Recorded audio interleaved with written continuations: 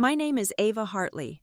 For the past 5 years, I've been a senior software engineer at Veltrix Dynamics, one of the leading companies in AI-powered automated manufacturing systems. I'm 35 years old. I have 2 engineering degrees, and right now, I'm watching the woman who stole my life's work crash and burn in spectacular fashion. I'm sitting in the back row of our corporate auditorium, trying to keep my face neutral as Clarissa Shaw gestures dramatically at the projection screen behind her. Her navy blue blazer is immaculate, her blonde hair styled in that perfect corporate bob that somehow never moves, and her voice carries confidently across the room as she presents my AI manufacturing coordination system to the entire executive board and our major investors. As you can see, Clarissa says, clicking to the next slide, a slide I designed, our proprietary algorithm optimizes production flow by predicting bottlenecks before they occur. The system continuously learns from operational data, creating a self-improving manufacturing ecosystem. Those are my words. That's my code running in the background. That's my algorithm processing the demonstration data. Yet my name doesn't appear anywhere in her 45-slide presentation. I glance around the room. The executives are nodding, impressed. The investors are leaning forward in their seats. Clarissa has them captivated with promises of efficiency improvements and cost reductions that will revolutionize industrial manufacturing. And technically, she's not wrong. The system will deliver all of that. I designed it to do exactly that. But I'm not the one who will get the credit, the promotion, or the bonus that will inevitably follow this presentation. I check my watch and take a deep breath. 10 minutes until the live demonstration portion begins. 10 minutes until Clarissa attempts to show the board how the system responds to real-time manufacturing challenges. 10 minutes until everything falls apart. I should feel guilty. I should feel some professional obligation to stop what's about to happen. But as I watch her bask in the applause following her explanation of the system's machine learning capabilities, which, again, I coded, I can't bring myself to feel anything but a cold, determined satisfaction. 8 months of my life went into this project. 8 months of late nights, skipped weekends, and canceled plans. 8 months of innovation, problem solving, and breakthroughs. And in less than 6 months, Clarissa had systematically erased my contributions and positioned herself as the visionary behind it all. So I'm not going to stop what's coming. I'm going to watch it happen.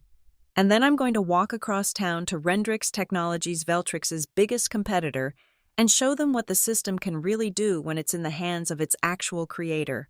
I wasn't always this calculating. 6 months ago, I was just an engineer who loved solving complex problems. The idea came to me during a routine production analysis meeting. Veltrix had been struggling with efficiency issues in our client implementations. Our AI systems were better than most on the market, but they still required too much human oversight and couldn't adapt quickly enough to unexpected changes in production variables. I remember sitting in that conference room, staring at a wall of manufacturing metrics from our biggest client. When it hit me, what if the AI didn't just follow optimization patterns we programmed? What if it could teach itself to identify inefficiencies we hadn't even considered that night? I stayed late and drafted a proposal for a new kind of manufacturing AI, one that could observe, learn, and improve itself without constant human guidance. I called it the Manufacturing Intelligent Recursive Algorithm, or MIRA for short. The next morning, I sent my proposal to Marcus Velton, our CEO, and Janet Frey, our CTO. By afternoon, I had meeting invitations from both of them. This is exactly the kind of innovation we need. Ava, Marcus had said, leaning back in his chair with an impressed smile. The self-learning aspect could be a game-changer for us. Janet was even more enthusiastic. The recursive optimization approach is brilliant.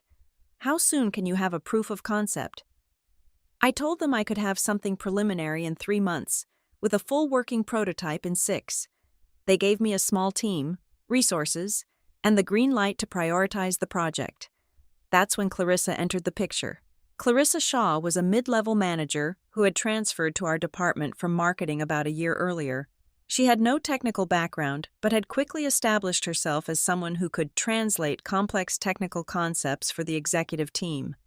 In reality, she was exceptionally good at taking engineers' work, repackaging it in corporate buzzwords, and presenting it as collaborative efforts she had guided.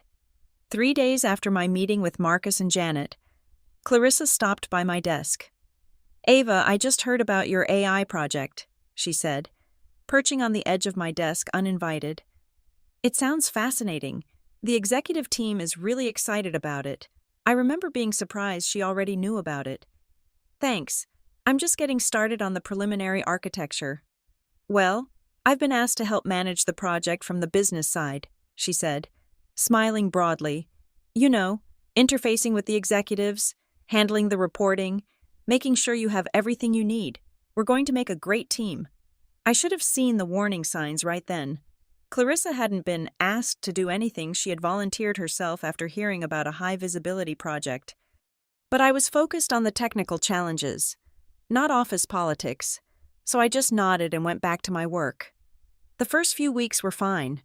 I assembled a small team of 2 junior engineers to help with specific components. While I handled the core algorithm development, Clarissa set up weekly status meetings and created project tracking documents. She seemed helpful. If a bit overeager to be included in technical discussions she clearly didn't understand. The first real red flag appeared about a month into the project. I had scheduled a meeting with Janet to discuss some technical challenges we were facing with the learning algorithm. When I arrived at Janet's office, Clarissa was already there. "Hope you don't mind," she said brightly. I thought I should sit in to stay up to date on the project status. Throughout the meeting, Clarissa interjected with questions and comments that derailed the technical discussion. Worse, she began using "we" when describing the development work to Janet. "We're making excellent progress on the core algorithms," she said at one point, as if she had written a single line of code. I corrected her gently. "The team is working through some complex machine learning challenges, but I think we found a promising approach."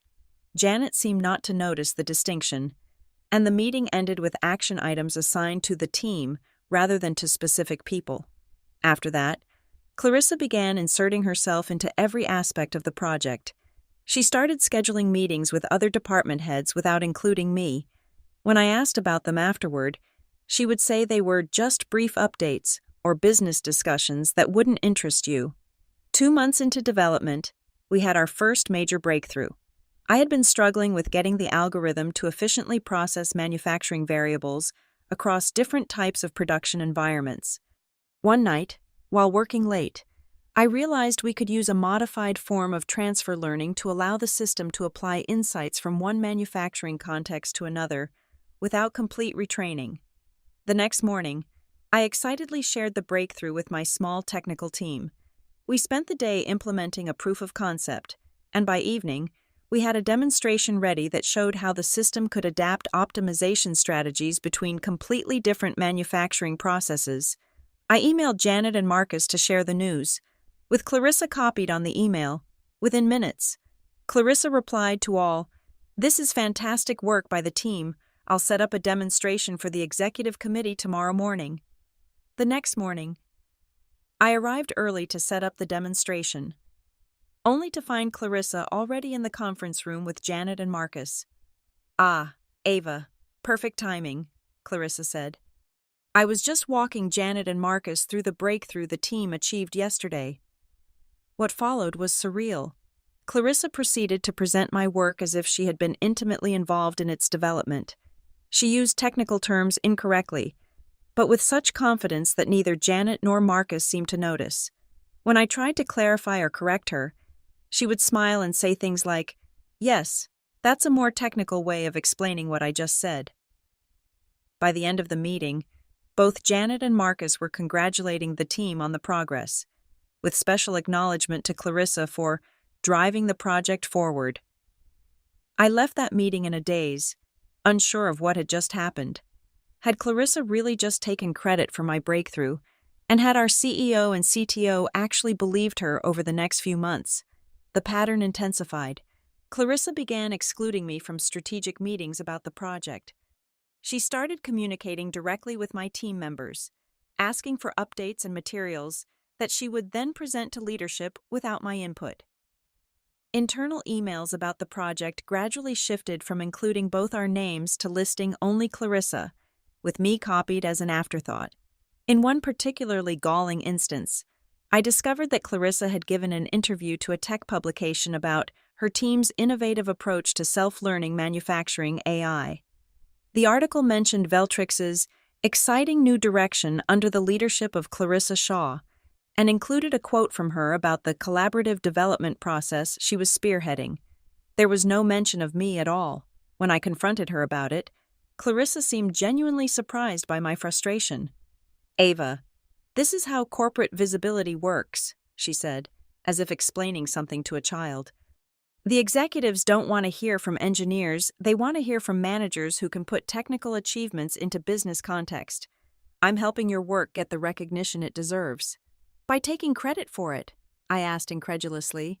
"I always talk about the team," she said, frowning slightly.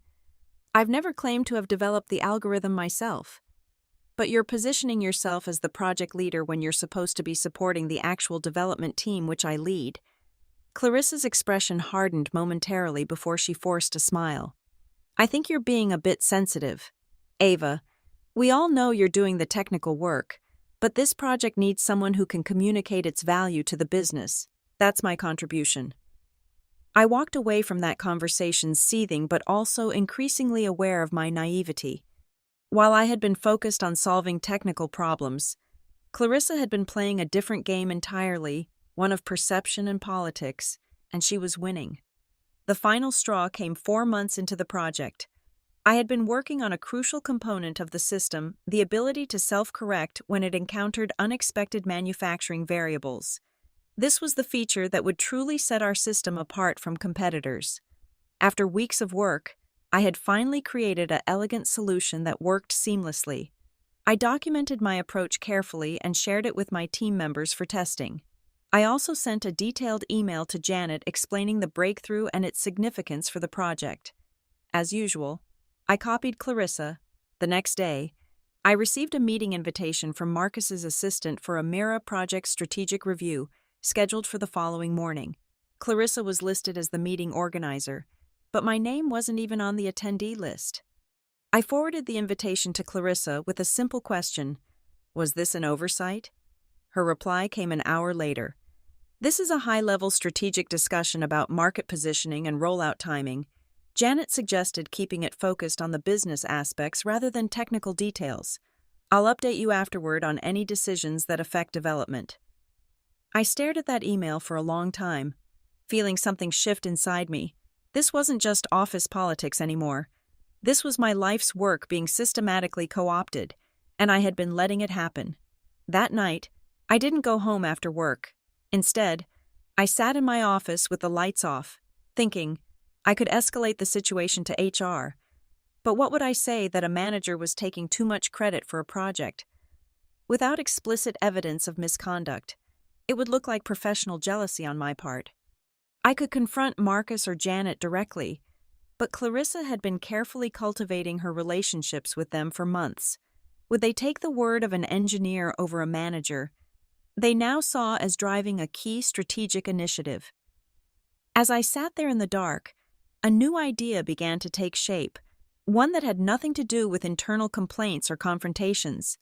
If Veltrix and Clarissa wanted to play corporate games with my work, perhaps it was time for me to play by different rules entirely. The next morning, I called in sick for the first time in 3 years. Instead of going to the office, I visited a corporate attorney who specialized in intellectual property. "I want to protect my work," I told her, "without violating my employment agreement." Linda Zhao was a sharp, no-nonsense lawyer in her 50s who had built her practice helping tech workers navigate the complex world of IP rights. She listened carefully as I explained my situation, occasionally making notes. "Your employment contract with Veltrix likely gives them ownership of anything you develop while employed there, especially if it's related to their business and you use their resources," she said when I finished. "But there might be another approach." She explained that while I couldn't claim ownership of the specific implementation I developed at Veltrix, The core concepts and innovations might be protectable if I develop them independently into something new and sufficiently different. You'd need to be extremely careful, Linda warned. No using Veltrix code, no working on company time, and no using company resources. You'd need to document everything meticulously to prove independent development. And I'd need to create something better, I added, an idea already forming. Linda gave me a measured smile. Substantially different and better would certainly strengthen your position. That afternoon, I formed Iron Willow Systems, LLC. I rented a small office space across town, purchased my own development equipment, and began laying the groundwork for what would become the real Myra, not the version Clarissa was parading around Veltrix, but a truly revolutionary system that would make that version look like a child's science project. For the next 2 months, I lived a double life. At Veltrix, I continued working on the official Myra project, doing just enough to meet expectations, but no longer volunteering innovations or improvements. I watched silently as Clarissa took more and more control, excluding me from meetings and decisions while continuing to position herself as the visionary behind the project. Nights and weekends belonged to Iron Willow. I rebuilt Myra from the ground up, incorporating the lessons learned from the Veltrix version, but taking the concept much further. The new Myra wasn't just for manufacturing, it was a universal coordination AI that could optimize processes across industries, from supply chain logistics to healthcare operations. I meticulously documented every step of my independent development process. I recorded video logs of my work sessions. I had every notebook notarized. I even hired a respected AI ethics consultant to periodically review my progress and provide dated feedback, creating an unimpeachable timeline of independent creation. The dual workload was exhausting, but each time I felt my resolve weaken, I would encounter another example of Clarissa's appropriation of my work at Veltrix, an internal newsletter highlighting her innovative leadership, an all-hands meeting where she presented project milestones as her team's achievements, a company blog post where she explained her approach to self-learning algorithms. Each slight fueled my determination to create something so undeniably superior that no one could question who the true innovator was. 3 weeks ago, Clarissa announced to the Veltrix executive team that the Myra system was ready for a full demonstration. She scheduled a major presentation for today, a showcase for the board of directors, key investors, and even some industry analysts. It would be Veltrix's moment to reveal their revolutionary new product to the world. What Clarissa couldn't know, was that the Veltrix version of Myra had a fundamental flaw in its adaptation mechanism. It wasn't a flaw I had introduced intentionally. It was simply a limitation I had discovered during my independent development but never addressed in the Veltrix version because, by then, Clarissa had effectively sidelined me from core development decisions. The flaw would only manifest under specific circumstances that happened to match exactly the demonstration scenario Clarissa had planned. I knew this because Raj Patel, one of the junior engineers on my team, who had become increasingly uncomfortable with Clarissa's behavior, had been keeping me informed of the demonstration preparations. She's planning to show how the system adapts to a simulated supply shortage. Raj told me quietly over coffee last week. She's going to introduce a 50% reduction in raw materials and show how the system reconfigures the production process in real time. I nodded slowly, feeling a chill of recognition. That specific scenario, a sudden large-scale resource constraint, was precisely what would trigger the flaw. The system would attempt to recalculate too many variables simultaneously, creating a cascading failure in its decision tree. Has she run that exact scenario in testing? I asked, already knowing the answer. Raj shook his head. She doesn't think we need to. She says the system can handle any scenario we throw at it. I could have warned her. I could have suggested additional testing. I could have explained the potential issue and how to avoid it. I did none of those things. Instead, I finalized my version of Myra and reached out to Daniel Chen, the CTO of Rendrix Technologies, Veltrix's largest competitor. I've developed something you might find interesting. I wrote in a carefully worded email, an entirely new approach to process optimization AI developed independently through my company, Iron Willow Systems. Daniel's response came within hours, expressing interest in seeing a demonstration. We scheduled it for today, 1 hour after Clarissa's presentation at Veltrix. Which brings me back to this moment, sitting in the back row of the Veltrix auditorium, watching Clarissa bask in applause as she concludes the presentation portion of today's event. And now, she says with practiced confidence, I'd like to demonstrate how Mira performs in a real-world manufacturing crisis scenario. The lights dim slightly as she moves to a control console set up at the front of the room. Behind her, the large screen displays a simplified visualization of a manufacturing floor conveyor belts, robotic arms, assembly stations all represented in a clean, modern interface. Our system is currently running a standard production simulation, Clarissa explains.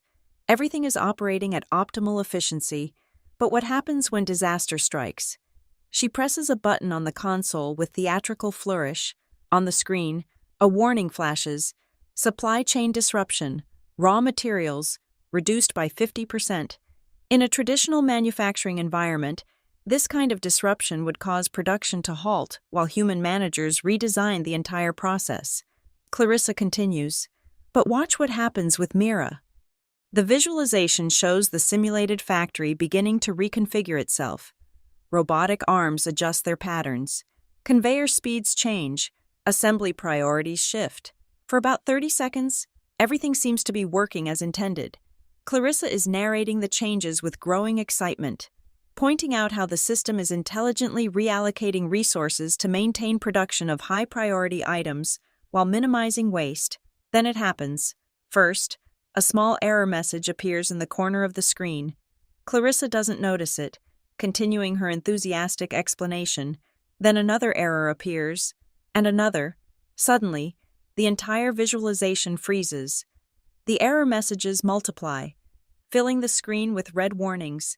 The simulation control panel begins flashing a critical failure alert. Clarissa falters mid-sentence. This is just a minor. She frantically taps at the control console, trying to restore the system. Nothing happens. Then, in a final dramatic flourish that I couldn't have scripted better myself, the entire demonstration system crashes. The screen goes black, then returns to the standard Veltrix logo.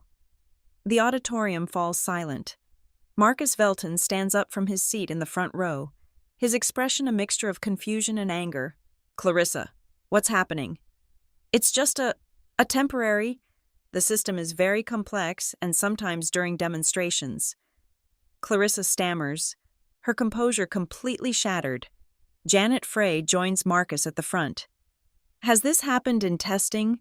Not exactly this scenario, but you didn't test the exact demonstration you planned to show the board.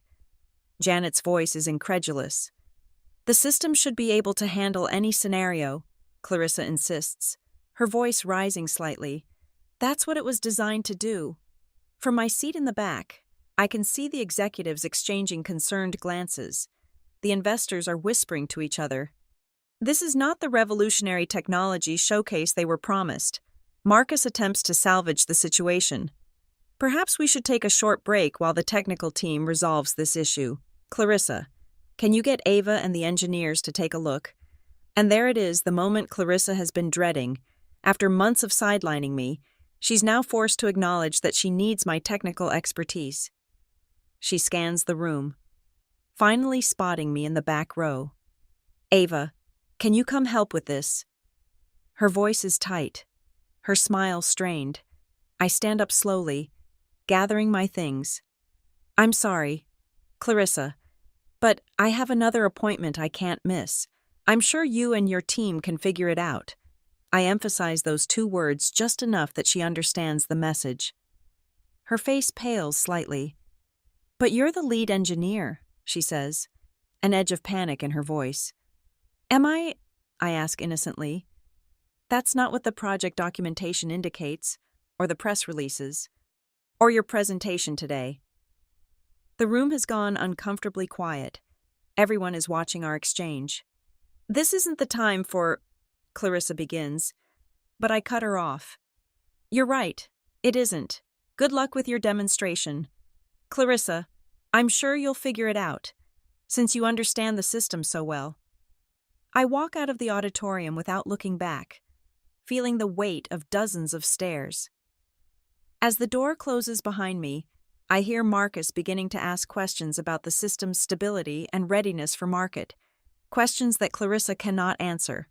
20 minutes later, I'm sitting in a similar auditorium at Rendrix Technologies, but in very different circumstances. Instead of hiding in the back row, I'm at the front of the room, preparing to demonstrate the real Mira system to Daniel Chen and his executive team. Thank you for making time to see this demonstration, I begin, making eye contact with each person in the small audience. What I'm about to show you is a completely new approach to process optimization AI, developed independently by my company, Iron Willow Systems.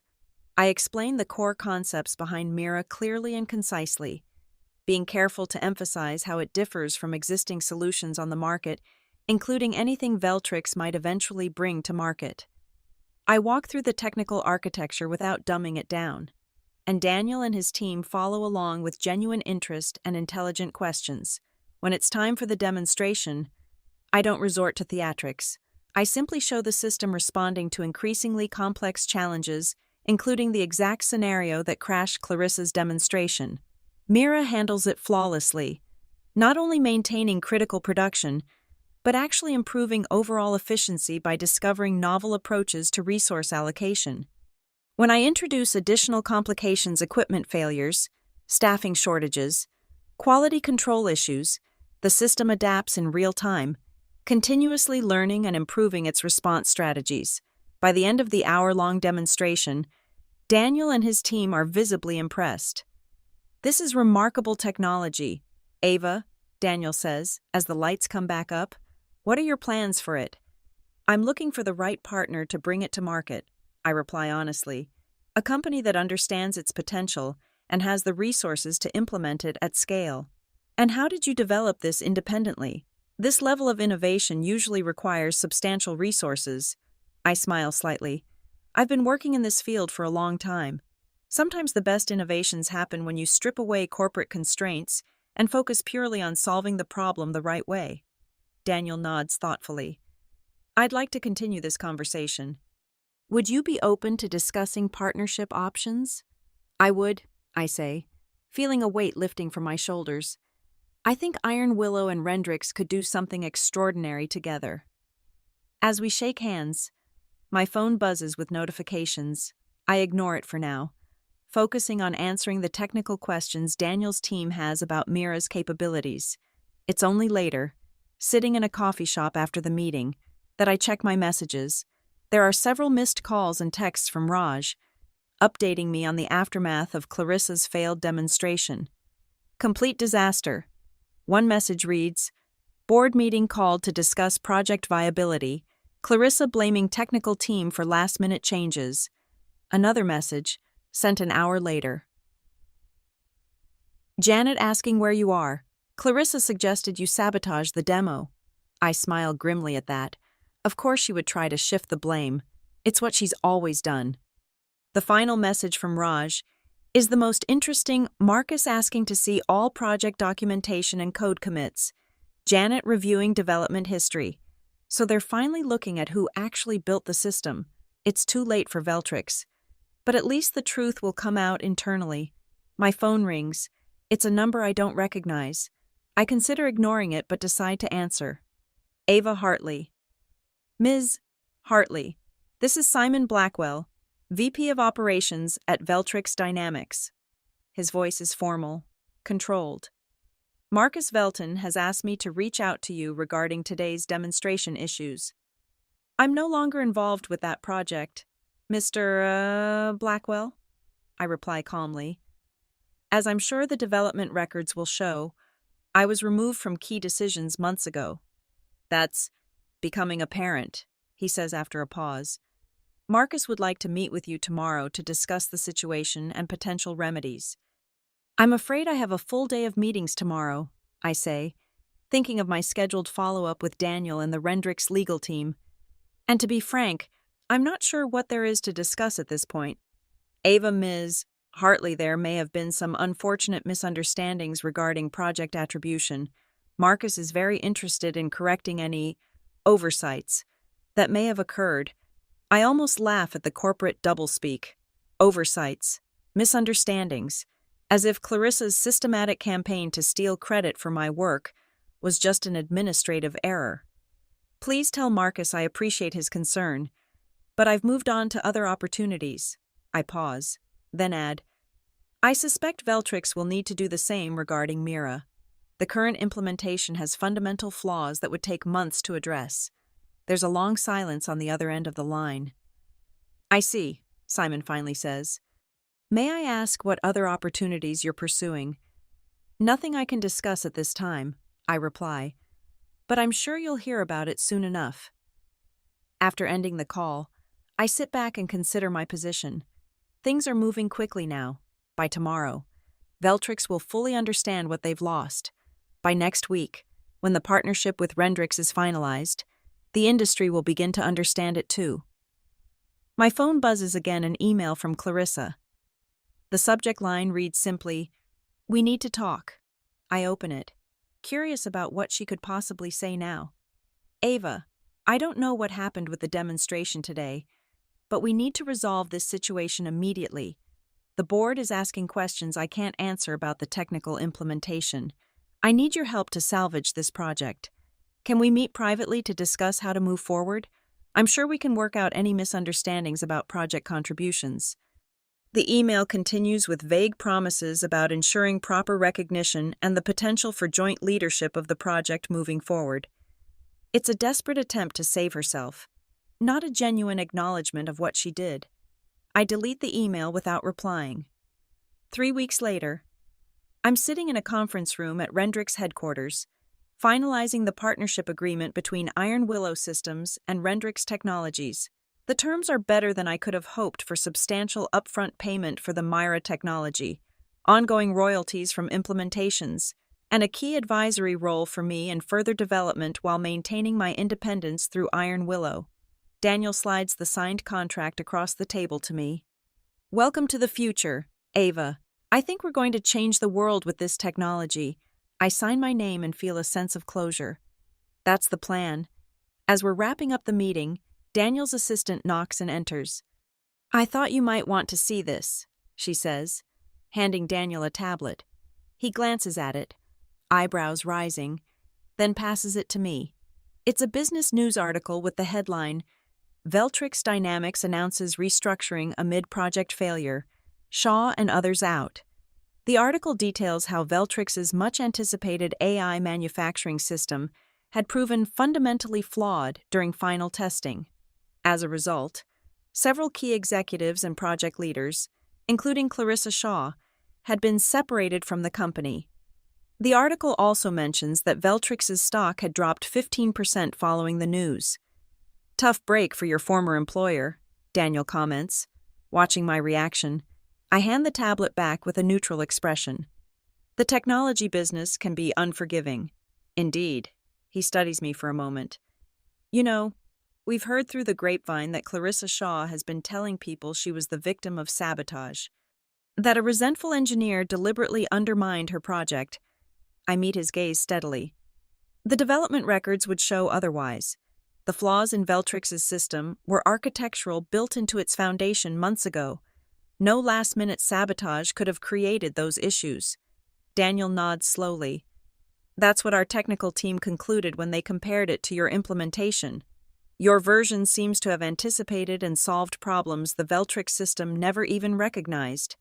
I had the advantage of learning from earlier mistakes, I say carefully. Sometimes you have to build something twice to get it right. He accepts this explanation with a small smile. Well, their loss is certainly our gain. The first Mira implementation goes live next month at our Singapore facility. The client is very excited. As I leave Rendrix that afternoon, I check my phone and find another email from Clarissa V since her dismissal from Veltrix. Like the others, this one alternates between thinly veiled accusations and desperate pleas for help. You must know that what happened wasn't entirely my fault, she writes. Corporate politics forced both of us to play certain roles. I'm meeting with several potential employers next week, and a recommendation from you regarding our collaborative work could make a significant difference. I delete this email like all the others. There will be no recommendation, no help, no response of any kind. Clarissa made her choices, and now she's living with the consequences. 2 months later, Mira has been successfully implemented in 3 major manufacturing facilities, with a dozen more in the pipeline. The industry is buzzing about the revolutionary technology from Rendrix, and Iron Willow's value as a company has increased tenfold. I've moved into a new apartment with floor-to-ceiling windows overlooking the city. On my desk sits a framed copy of the cover of Technical Innovation Monthly, featuring an article about the woman behind manufacturing's AI revolution, Ava Hartley, and the development of Mira. The article tells the true story of Mira's development, including my years of experience in the field and the independent creation through Iron Willow. There's no mention of Veltrix or Clarissa. They're irrelevant to the story of actual innovation. My phone rings. It's Linda Zhao, my attorney. "Have you seen it?" she asks without preamble. "Seen what?" "Check your email. Veltrix filed suit against you this morning." I open my laptop and find the forwarded legal documents. Veltrix is claiming that Mira was developed using their proprietary information and resources. In violation of my employment agreement, they're seeking an injunction against further implementations and substantial damages. "They don't have a case," Linda says confidently. "Your documentation of independent development is impeccable, but they're desperate. Their stock is down 40% since the Mira failure, and they've lost 3 major clients to Rendrix." "So this is just harassment," I say, feeling a flicker of anger. "Essentially, they're hoping to slow down Rendrix's momentum and maybe force a settlement, standard corporate tactics when they've been outmaneuvered." "How do we respond?" "Aggressively," Linda says without hesitation. "I've already contacted Rendrix's legal team. They're fully behind you, they've verified the independence of your work, and they're preparing a robust defense and countersuit. Veltrix picked the wrong fight." After ending the call, I stand by the window, looking out at the city below. I should feel anxious about the lawsuit, but instead I feel strangely calm. I've planned for this possibility from the beginning, documenting every step of Mira's independent development precisely to counter such claims. My phone chimes with a text from Daniel. "Just heard about the Veltrix nonsense. Don't worry, we've got your back. Our legal team calls their lawsuit wishful fiction, business as usual for Mira rollout." I smile at his message, appreciating the support. Then another notification appears in email from Marcus Velton himself. The first direct communication I've received from him since leaving Veltrix. The subject line reads, "Potential resolution." Curious, I open it. "Ava, I hope this message finds you well. The recent legal filing was not my preference, but our board felt action was necessary to protect company interests. Before this escalates further, I'd like to discuss a potential resolution that could benefit all parties. Would you be open to a private conversation?" I consider the offer for a moment. Is there any value in hearing what Marcus has to say? Perhaps it's a genuine attempt to resolve the situation without protracted litigation. Or perhaps it's just another corporate maneuver. I decide there's no harm in listening, so I reply with a brief agreement to meet, suggesting a public location, a coffee shop I like near the waterfront. Marcus responds almost immediately, accepting the suggestion and proposing a time the following afternoon. The next day, I arrive at the coffee shop early and choose a table with a view of both the entrance and the harbor beyond. Marcus arrives precisely on time. Looking more worn than I remember, the confident CEO has been replaced by a man under pressure, with new lines around his eyes and a slight stoop to his shoulders. "Thank you for meeting me, Ava," he says, sitting down across from me. "I appreciate your willingness to talk." "I'm always open to reasonable discussions," I reply neutrally. "What did you want to talk about?" Marcus takes a deep breath. "First, I want to acknowledge that mistakes were made at Veltrix regarding your contributions to the Myara project. The internal review we conducted after the demonstration incident revealed a pattern of your work being inappropriately attributed to others. It's a carefully worded non-apology, but still more than I expected. That's one way of putting it, I say. Yes, well, he shifts uncomfortably. What happened was unfortunate. Clarissa Shaw's management style proved problematic in ways we failed to recognize until too late. Clarissa was a symptom, not the disease, I reply. Veltrix created a culture where taking credit for others' work was rewarded. She just played the game better than most. Marcus winces slightly but doesn't argue the point. Perhaps, but that's actually why I wanted to speak with you. The board has recognized the need for significant cultural changes at Veltrix. We're implementing new processes for project attribution and recognition of technical contributions. That's commendable, I say, genuinely meaning it.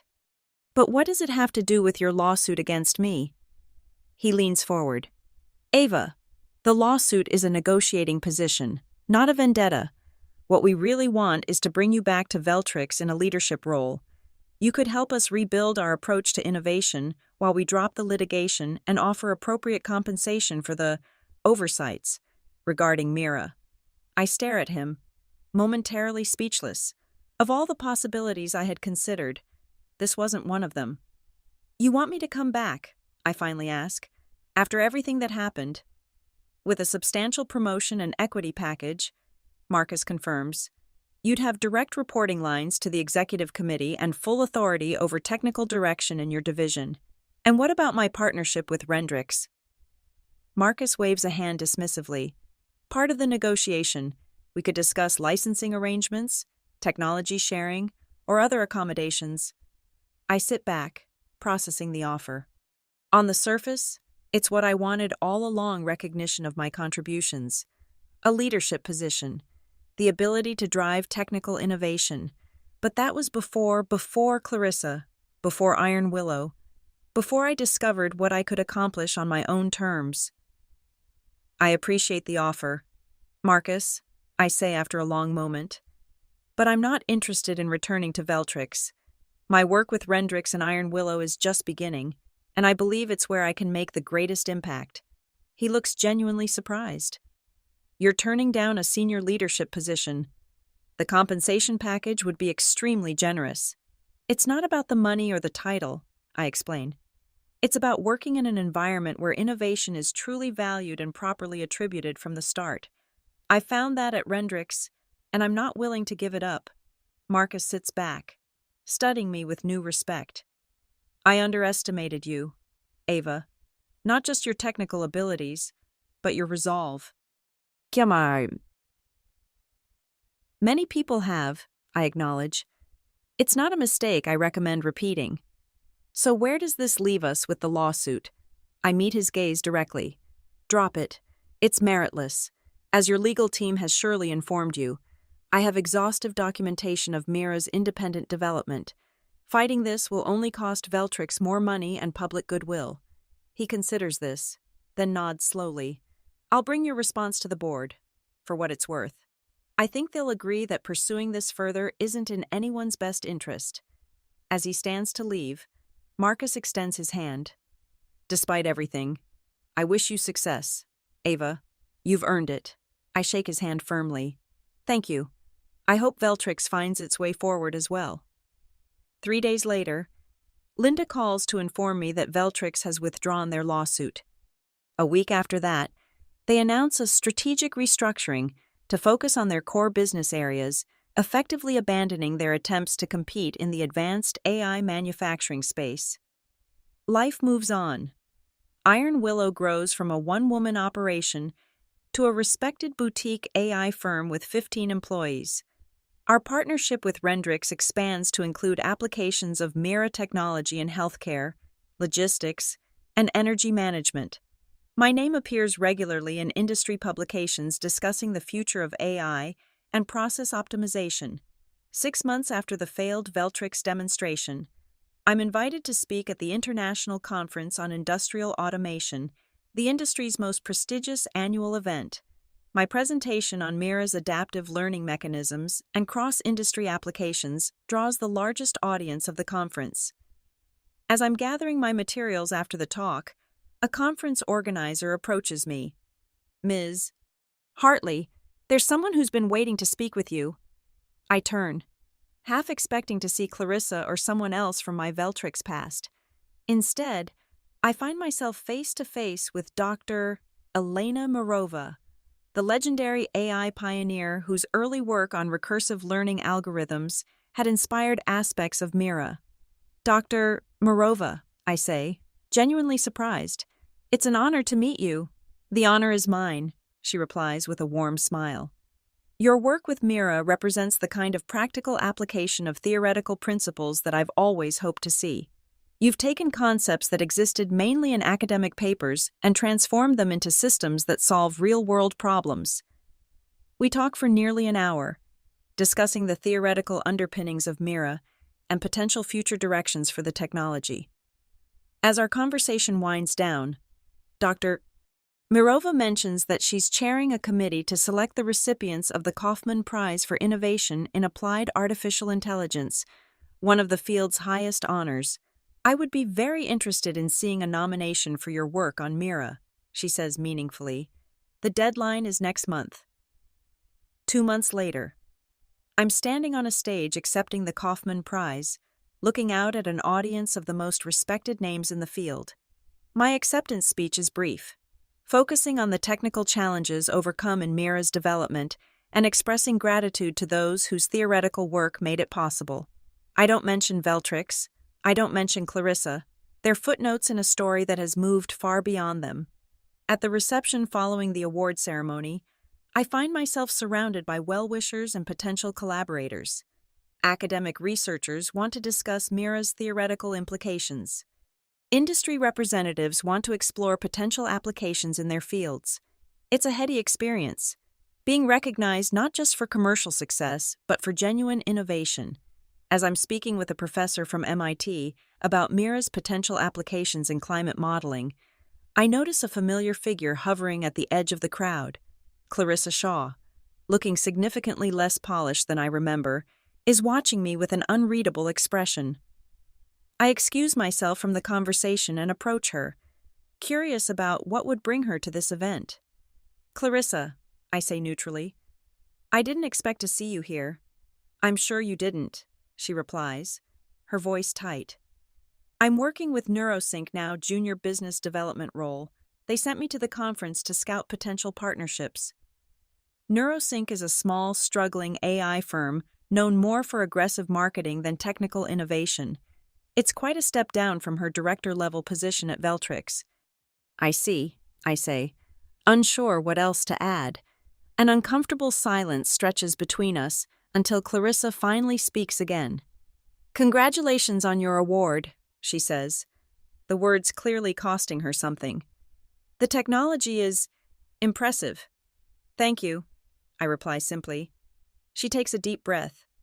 I wanted to tell you that I understand now. What I did at Veltrix, it wasn't right. I got caught up in playing the corporate game and lost sight of what really matters in this industry. I study her face, looking for signs of manipulation or insincerity, but find only resignation and a hint of genuine regret. Why are you telling me this? I ask. Because I've spent the past 6 months watching you succeed while my career imploded, she says with surprising candor. And I've had to face the fact that you succeeded because you built something real, while I was just managing perceptions. She pauses. And because I thought you should know that at least one person from your past has learned from their mistakes. I consider her words carefully before responding. I appreciate that.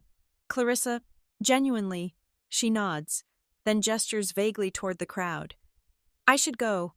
My boss wants reports on potential machine learning partnerships, and I've got a lot of catching up to do. As she turns to leave, I find myself saying, Clarissa.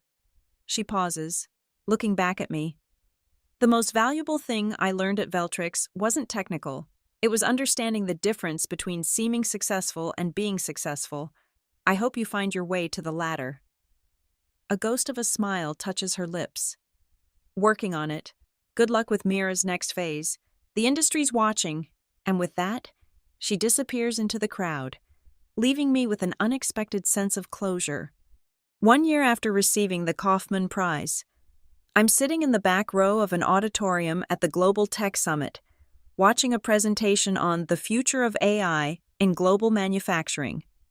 On the stage, Daniel Chen is showcasing the results of Mira implementations across 27 manufacturing facilities worldwide, 35% average efficiency improvements, 22% reduction in energy consumption, 41% decrease in material waste.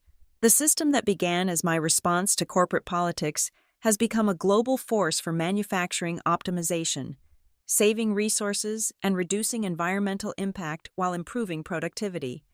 Iron Willow has grown to 50 employees, with offices in 3 countries. Our partnership with Rendrix has expanded into joint research initiatives, pushing Mira's capabilities even further. As Daniel concludes his presentation to enthusiastic applause, he adds one final slide: special recognition to Ava Hartley and the Iron Willow team for their groundbreaking work on Mira's core technology. I smile quietly from my seat in the back row. No grand revenge scheme could have been more satisfying than this, seeing my work recognized, valued, and implemented at global scale. While Veltrix has become an afterthought in the industry, sometimes success truly is the best revenge. But the real victory wasn't in watching Clarissa fail or seeing Veltrix struggle. It was in breaking free of a system that didn't value true innovation and building something better on my own terms. As the audience files out of the auditorium after Daniel's talk, I remain in my seat, thinking about the journey that brought me here, from frustrated engineer to industry leader, from having my work stolen to creating something no one could take away. I check my phone and see an email from Dr. Mirova, inviting me to collaborate on a research paper about Mira's theoretical implications for the next generation of self-optimizing systems. The future stretches before me, full of possibilities that I never could have imagined during those dark days at Veltrix. And as I finally stand to leave the auditorium, I feel nothing but gratitude for the crisis that forced me to find my true path. Sometimes, the worst thing that happens to you can lead to the best thing that happens for you. Clarissa didn't steal my future. She inadvertently pushed me toward a better one, and for that, in a strange way, I almost thank her.